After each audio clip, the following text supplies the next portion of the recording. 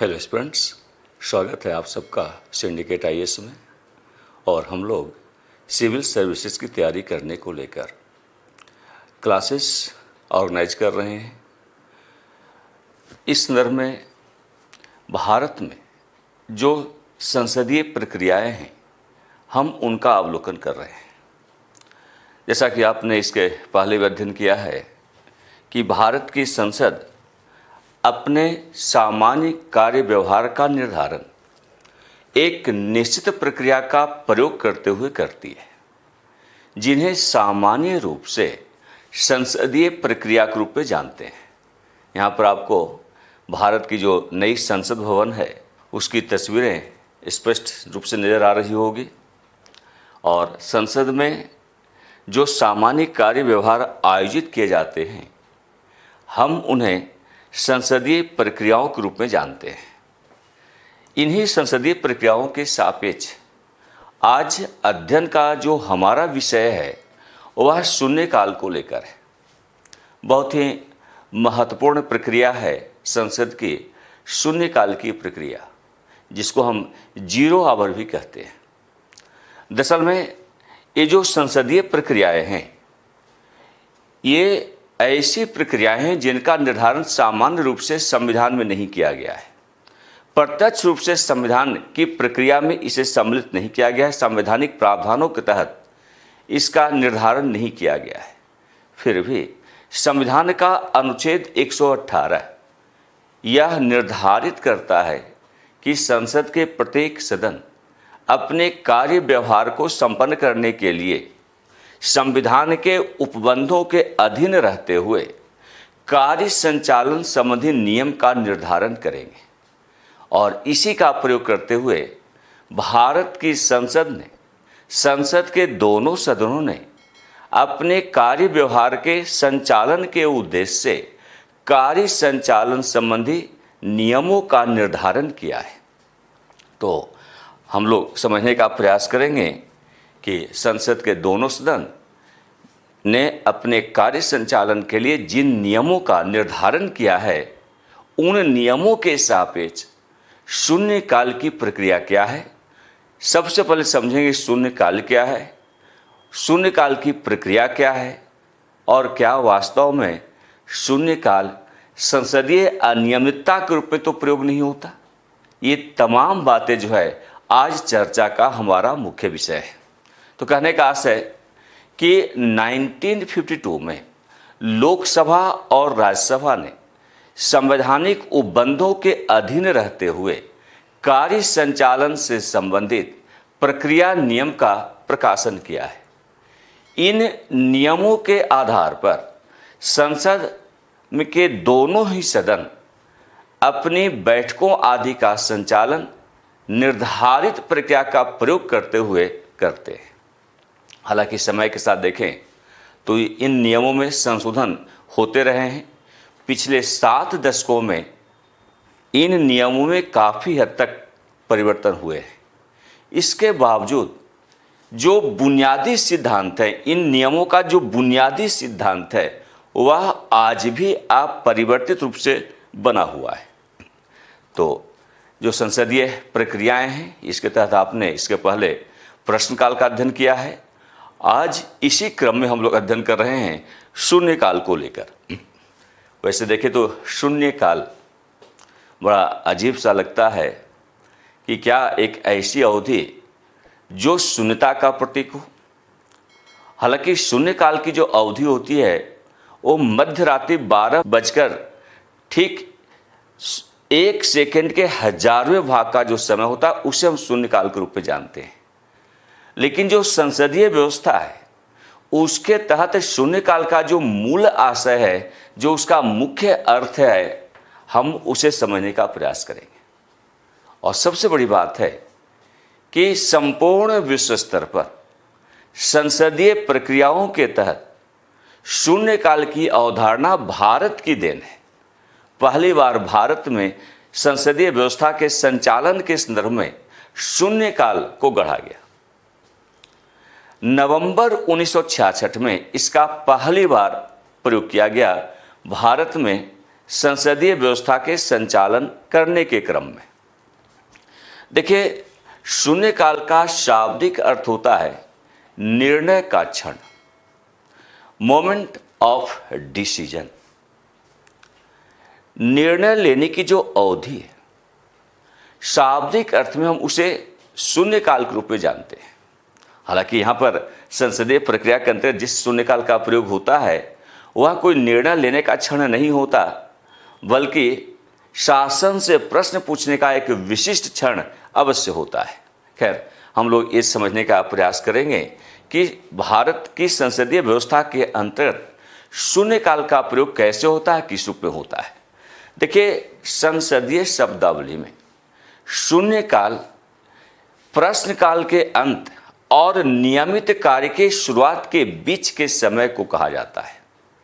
आमतौर पर संसद अपनी बैठकों का आयोजन प्रत्येक दिन प्रश्नकाल से करती है। संसद में प्रत्येक दिन बैठकों का आयोजन सुबह 11 बजे से आरंभ होता है। प्रश्नकाल से इन बैठकों का आयोजन आरंभ होता है और प्रश्नकाल के लिए 1 घंटे का समय निर्धारित होता है।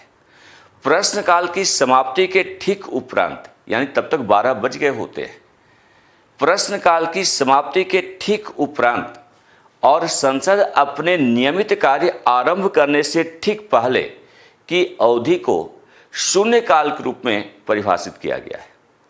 तो संसद के जो सामान्य कार्य व्यवस्थापन संबंधी नियम है, उसके तहत प्रश्नकाल जैसे ही समाप्त होता है और संसद अपने नियमित कार्य को आरंभ करने की स्थिति में आती है, उसके ठीक बीच की जो अवधि है वह शून्यकाल के रूप में जानी जाती है। अब दूसरी बात कि इसका जो नामकरण किया गया, इसके पीछे एक अवधारणा ये भी रही है कि चूंकि शून्यकाल का आयोजन दोपहर 12 बजे प्रारंभ होता है और 12 बजे का यह समय शून्य के रूप में जाना जाता है, तो इसलिए भी हम इस अवधि को शून्यकाल के रूप में परिभाषित करते हैं। भारत में संसदीय व्यवस्थाओं के संचालन के संदर्भ में यदि आप देखें तो जो नियम निर्धारित किए गए हैं कार्य व्यवस्था के संचालन के लिए, जिन नियमों का प्रकाशन किया गया है, उनमें शून्यकाल की कोई चर्चा नहीं की गई है, उनमें शून्यकाल का उल्लेख नहीं किया गया है, बल्कि शून्यकाल का जो प्रचलन है वो मीडिया वालों की देन है। भारत की मीडिया ने इसे शून्यकाल के रूप में प्रचारित किया है। देखिए, नवंबर 2014 से पहले तक संसद के दोनों सदनों में शून्यकाल का आयोजन प्रश्नकाल की समाप्ति के उपरांत होता था, लेकिन नवंबर 2014 से राज्यसभा में शून्यकाल का आयोजन प्रश्नकाल से पहले किया जाने लगा। तो आज की डेट में लोकसभा और राज्यसभा दोनों में शून्यकाल को लेकर जो अवधि निर्धारित है, जिस समय का निर्धारण किया गया है, वो अलग अलग है। तो हम लोग समझने का प्रयास करेंगे कि लोकसभा और राज्यसभा में शून्यकाल का आयोजन कब होता है, कितने समय के लिए होता है और इस शून्यकाल के दौरान किस प्रकार के प्रश्न पूछे जाते हैं। तो इन तमाम बातों की चर्चा हम आगे जारी रखेंगे। सबसे पहले देखें कि लोकसभा में शून्यकाल का आयोजन कब किया जाता है। तो जैसा कि हमने प्रारंभ में कहा कि प्रश्नकाल की समाप्ति के ठीक उपरांत दोपहर 12 बजे शून्यकाल प्रारंभ होता है। शून्यकाल के लिए 1 घंटे की अवधि निर्धारित होती है। कहने का हमारा आशय है कि दोपहर 12 बजे से लेकर 1 बजे तक का जो 1 घंटे का समय है, वह समय शून्यकाल के रूप में जाना जाता है। शून्यकाल एक सामान्य अवस्था है जिसका प्रयोग लोकसभा और राज्यसभा दोनों में किया जाता है। लेकिन लोकसभा के बारे में हमने कहा कि शून्यकाल की जो अवधि है वो 12 बजे से लेकर 1 बजे के बीच की अवधि है। लेकिन जब हम राज्यसभा की चर्चा करते हैं तो राज्यसभा में शून्यकाल की अवधि 12 से 1 का नहीं बल्कि 11 से 12 बजे के बीच का है। आमतौर पर संसद की बैठक का आरंभ प्रश्नकाल से होता है, लेकिन राज्यसभा में बैठक का आरंभ शून्यकाल से होता है। और ऐसा नहीं कि बहुत पहले से ऐसा हो रहा था, बल्कि नवंबर 2014 से। और नवंबर 2014 का मतलब क्या है? 24 नवंबर 2014 से राज्यसभा में जिन नियमों का प्रयोग किया जा रहा था बैठकों के आयोजन करने उद्देश्य को लेकर, उसमें एक बड़ा परिवर्तन किया गया। प्रश्नकाल का आयोजन शून्यकाल के पश्चात किए जाने का प्रचलन यहां से प्रारंभ हुआ। यानी प्रश्नकाल से ठीक पहले राज्यसभा के प्रत्येक दिन बैठक का आरंभ शून्यकाल से होता है और राज्यसभा में शून्यकाल के लिए अवधि का जो निर्धारण किया गया है वो 1 घंटे के बराबर है।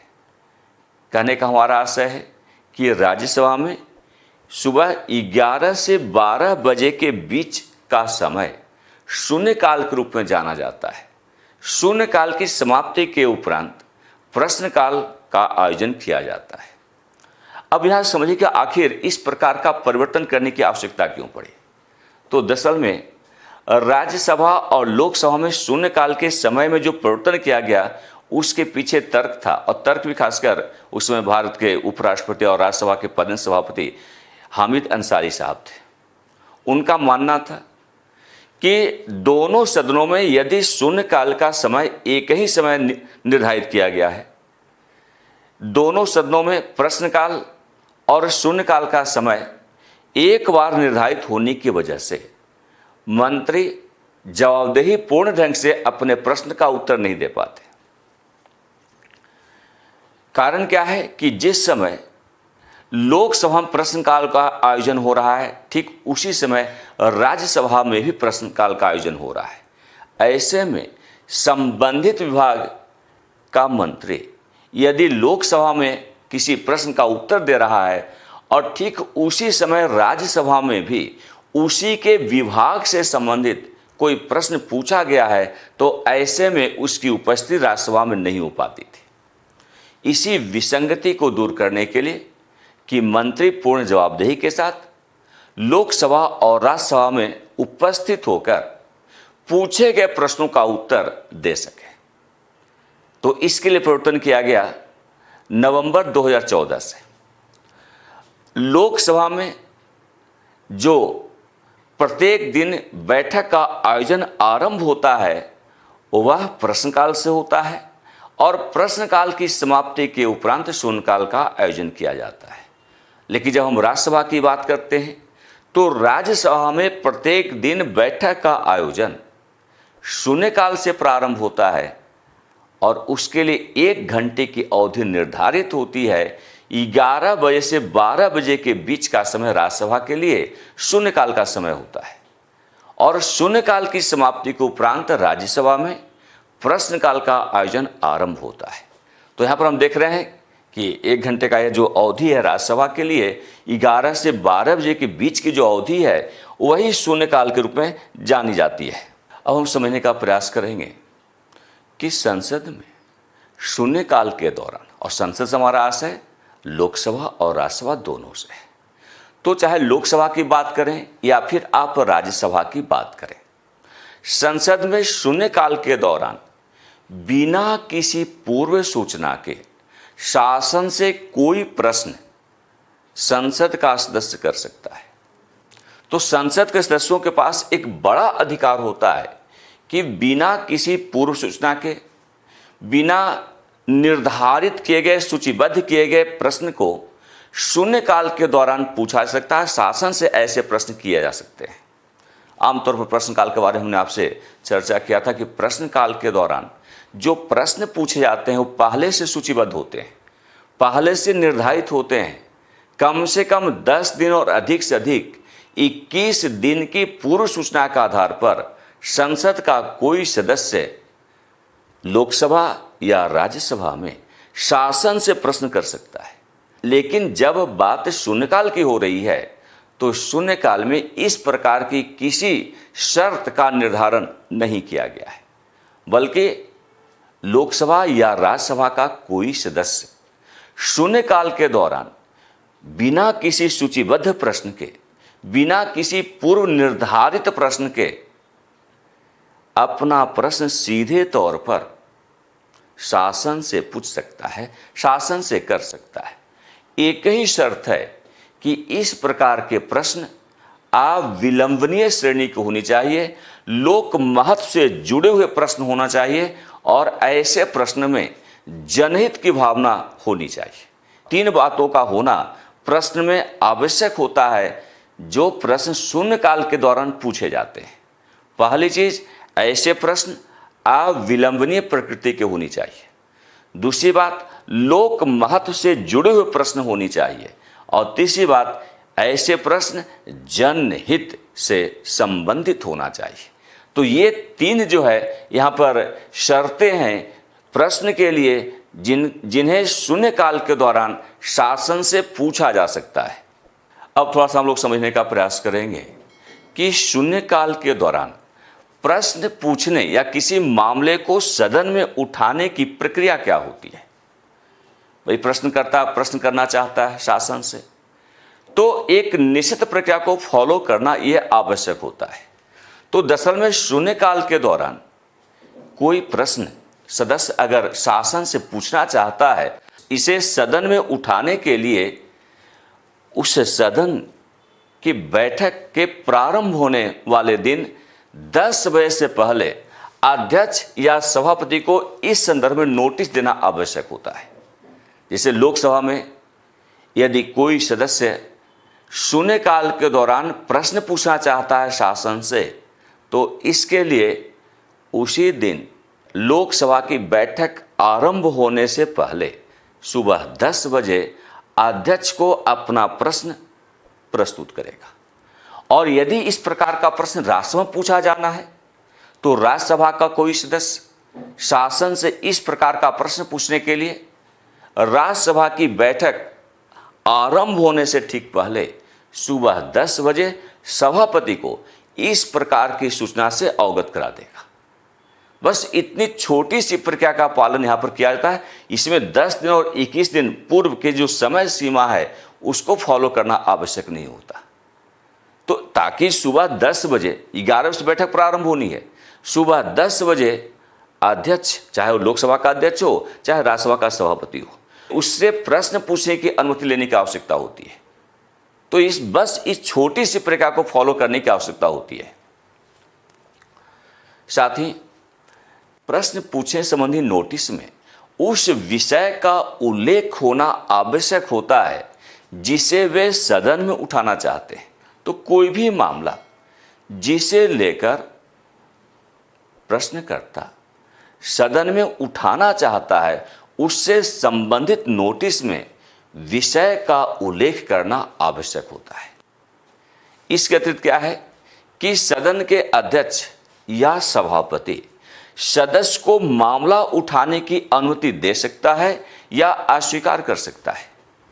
यदि लोकसभा का कोई सदस्य शून्यकाल के दौरान कोई मामला उठाना चाहता है, इसके लिए उसने नोटिस दिया अध्यक्ष को, लोकसभा अध्यक्ष को, या राज्यसभा उठाना चाहता है तो राज्यसभा के सभापति को। अब ये अध्यक्ष या सभापति पर निर्भर करता है कि वह इस प्रकार के नोटिस को स्वीकार करे अथवा अस्वीकार करे। यदि सदस्य द्वारा दी गई नोटिस को सदन के अध्यक्ष के द्वारा स्वीकार कर लिया जाता है, तो शून्यकाल के दौरान ऐसा सदस्य अपने मामले को सदन में उठा सकता है। अगर लोकसभा का सदस्य है तो लोकसभा में, और राज्यसभा का सदस्य है तो राज्यसभा में ऐसे मामले को उठाकर सरकार को सचेत कर सकता है। तो यहाँ पर आपने देखा कि शून्यकाल के दौरान जो प्रश्न शासन से किए जाते हैं, जो मामले उठाए जाते हैं, ये पहले से सूचीबद्ध नहीं होते, अविलंबनीय प्रकृति के होते हैं। शासन की ओर से स्पष्टीकरण को जानने के उद्देश्य से ऐसे मामले शून्यकाल के दौरान उठाए जाते हैं। हालांकि शून्यकाल को लेकर कई विसंगतियां उभर कर सामने आई है और कई बार तो यहाँ तक कह दिया जाता है कि शून्यकाल वास्तव में एक अनियमितता है, कारण कि संसद के कार्य संचालन संबंधी नियमों की दृष्टि से भी यदि देखा जाए, उसे विश्लेषित किया जाए, तो शून्यकाल एक अनियमितता ही नजर आती है। कारण कि इसके जो प्रश्न है पहले से सूचीबद्ध ही नहीं है, कारण कि संसद को वही कार्य करना होता है जो पहले से सूचीबद्ध होते हैं, पहले से नियत होते हैं, निर्धारित होते हैं। संसद प्रत्येक दिन अपने बैठकों के माध्यम से ऐसे ही निर्धारित प्रकार के कार्यों का संचालन करती है। लेकिन शून्यकाल के दौरान चूंकि मामले को बिना किसी पूर्व अनुमति के उठाया जा सकता है, तो इससे सदन का जो बहुमूल्य समय है उसका नुकसान होता है। संसद अपनी सामान्य प्रक्रिया को, संसद में सामान्य प्रक्रिया जो है वो बाधित हो जाती है और निश्चित रूप से इससे सदन के जो विधायी, वित्तीय और नियमित कार्य हैं वो प्रभावित होते हैं। तो शून्यकाल का यदि प्रयोग होता है तो कहा जा सकता है कि सदन में जो विधायी कार्य संपन्न होने हैं, वित्तीय कार्य सदन के द्वारा संपन्न किए जा रहे हैं, या जो भी नियमित प्रकृति के कार्य सदन में संचालित होते हैं, उन सब का अतिक्रमण शून्यकाल की वजह से होता है। और इसी वजह से कहा जाता है कि शून्यकाल एक अनियमितता है। साथ ही शून्यकाल के दौरान चूंकि प्रश्न पहले से निर्धारित नहीं होते, तो सदन में कोई भी सदस्य ऐसे प्रश्न उठाने लगता है जिससे सदन के अंदर शोर शराबे होते हैं, सदस्य उत्तेजित होने लगते हैं और उत्तेजित सदस्यों के एक साथ बोलने की वजह से पीठासीन अधिकारी का जो काम है वो काफ़ी ज़्यादा बढ़ जाता है।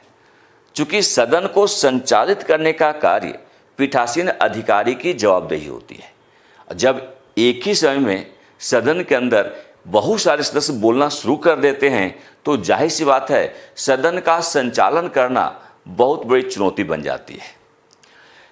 इस प्रकार देखते हैं कि अध्यक्ष को सदन के नियमित कार्य में ऐसी बाधा उत्पन्न किए जाने की किसी संभावना को प्रोत्साहित नहीं करने देना चाहिए। लेकिन शून्यकाल के दौरान इस प्रकार के व्यवधान उत्पन्न होने की संभावना प्रायः बनी रहती है। तो वर्तमान में ऐसा प्रतीत होता है कि शून्यकाल संसदीय प्रक्रिया का एक हिस्सा बन चुका है।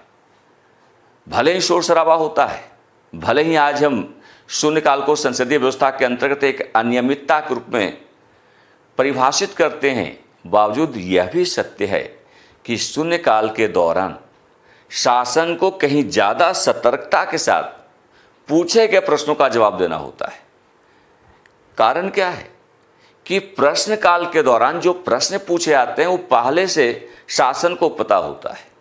इसलिए शासन पूरी तैयारी के साथ, संबंधित विभाग का मंत्री पूरी तैयारी के साथ सदन में उपस्थित होकर पूछे गए ऐसे प्रश्नों का सही सही जवाब देता है। लेकिन शून्यकाल के दौरान प्रश्न पहले से सूचीबद्ध नहीं होते, पूर्व निर्धारित प्रकृति के नहीं होते। शासन से तत्काल प्रश्न पूछा जाता है और शासन उस पर तत्काल जवाब देने की स्थिति में होता है।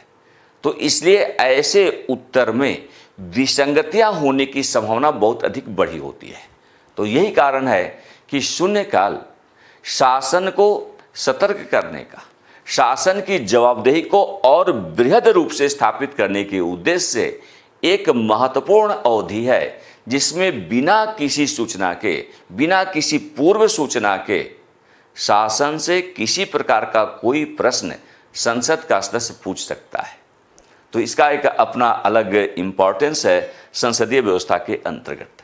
तो इस प्रकार आपने अभी अध्ययन किया कि शून्यकाल क्या है और भारत की संसदीय प्रक्रिया के अंतर्गत शून्यकाल के दौरान प्रश्न कैसे उठाए जाते हैं, किसी मामले पर चर्चा का आयोजन किस रूप में किया जाता है।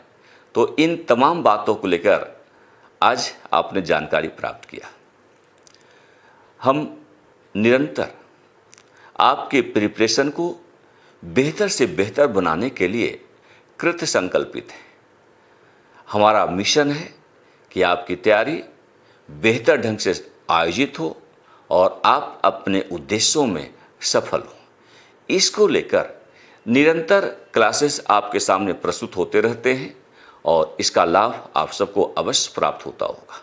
तो बहुत सारी शुभकामनाएं आप सबको अपनी बेहतर तैयारी करने के उद्देश्य से, और आगे हम इसी प्रकार और भी संसदीय प्रक्रियाओं का अवलोकन करते रहेंगे। साथ ही राज्य व्यवस्था से संबंधित, अंतर्राष्ट्रीय संबंधों को लेकर, गवर्नेंस को लेकर, सोशल जस्टिस को लेकर, इंटरनल सिक्योरिटी को लेकर यदि किसी प्रकार की कोई समस्या आ रही हो, कोई व्यवधान उत्पन्न हो रहा हो, अच्छी तैयारी आपकी नहीं हो रही हो, तो आप निश्चित रूप से हमसे संपर्क स्थापित कर सकते हैं। प्रत्यक्ष संपर्क स्थापित कर सकते हैं, व्हाट्सएप के माध्यम से आप संपर्क स्थापित कर सकते हैं, या आप गूगल प्ले स्टोर पर जाकर सिंडिकेट IAS का ऐप डाउनलोड कर सकते हैं। वहाँ पर जो नियमित कार्यक्रम हमारे चलते हैं उसके बारे में पूरी जानकारी आपको मिल जाती है, तो आप वहाँ से जोड़कर भी अपनी तैयारी को और भी बेहतर बना सकते हैं, धारदार बना सकते हैं। साथ ही सिंडिकेट IAS ऐप पर ऑनलाइन मोड में प्रीलिम्स और मेंस की तैयारी करने के पर्पज से टेस्ट सीरीज का भी आयोजन किया जाता है।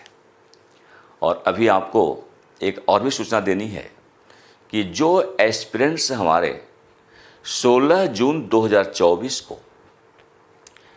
प्रीलिम्स पेपर में अपीयर हो रहे हैं वे, और जो नेक्स्ट टाइम अपीयर होने वाले हैं वे, उन सब के लिए 16 जून 2024 को 6:30 बजे हम ऑनलाइन अवेलेबल हो रहे हैं। उस दिन GS में जो प्रश्न पूछे जाएंगे UPSC के द्वारा प्रीलिम्स के लेवल पे, तो प्रीलिम्स 2024 को लेकर UPSC के द्वारा 16 जून 2024 को जो प्रश्न पूछे जाएंगे उसका सर्वशुद्ध हल व्याख्यात्मक आधार पर मैं करने जा रहा हूं। तो आप सब उस दिन जरूर ऑनलाइन होइएगा। मैं सभी को आमंत्रित कर रहा हूं, जिससे कि प्रश्न को समझना आसान हो सके। प्रश्न कैसे हैं, किस रूप में पूछे जा रहे हैं, इसको लेकर किसी प्रकार की कोई विसंगति आपके जहन में नहीं होना चाहिए। UPSC के द्वारा जो प्रश्न पूछे जाते हैं, चाहे वो प्रीलिम्स के प्रश्न हो, चाहे मेंस के प्रश्न हो, प्रश्नों को समझना बहुत जरूरी होता है।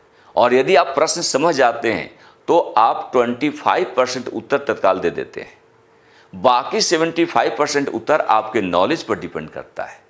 इन सूचनाओं के साथ ही आप सबका बहुत बहुत धन्यवाद।